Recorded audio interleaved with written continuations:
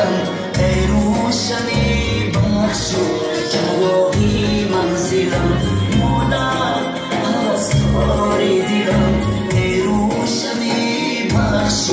چراغی منزلم هر آن کس قدری مادر را نداند هر آن کس قدری مادر را نداند همه دنیا بر او لعنت می‌خوانند چون شیرین است مادر وقتی فرزند کسی مادر ندارد او می‌داند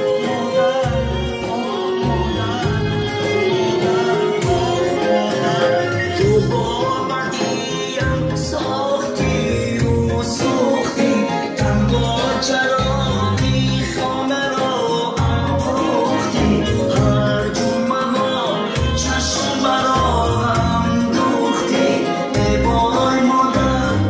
تو برایم سوختی مادر پرستاری دیدم ای روشنی بخش چراغی منزلم مادر پرستاری دیدم ای روشنی بخش چراغی منزلم این شب چی شبه دیده ای بیدارم بالینی بلند و مادری بیمارم مادرم نیست شب و روز بیدارم در غمهای مادرم سرگردانم مادر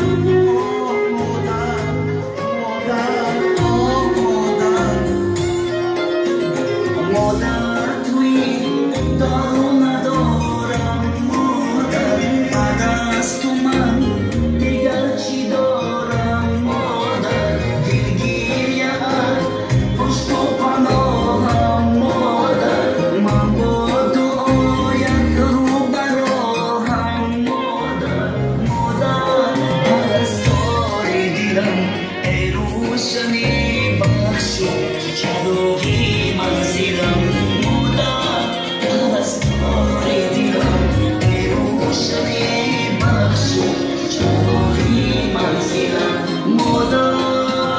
تشکری کلام برای سرود مادر بیا برای بزرگی پدر مادر یک قرصک شود مرود برنده شدا سخن به زبان شیرینی شما زنده باشند مادرای مهربانی دقیقا مادرای عزیز خواهش میکنم شما بیستید بچه جانا خواهش میکنم مادری گلعروس اگر حضورشان مقدم باشد خواهش میکنم ایشان را دعوت بسازید بچه جانای عزیز مادرای مهربان خواهش میکنم اکای فرخ جان خودم بیا اکای فرخ جان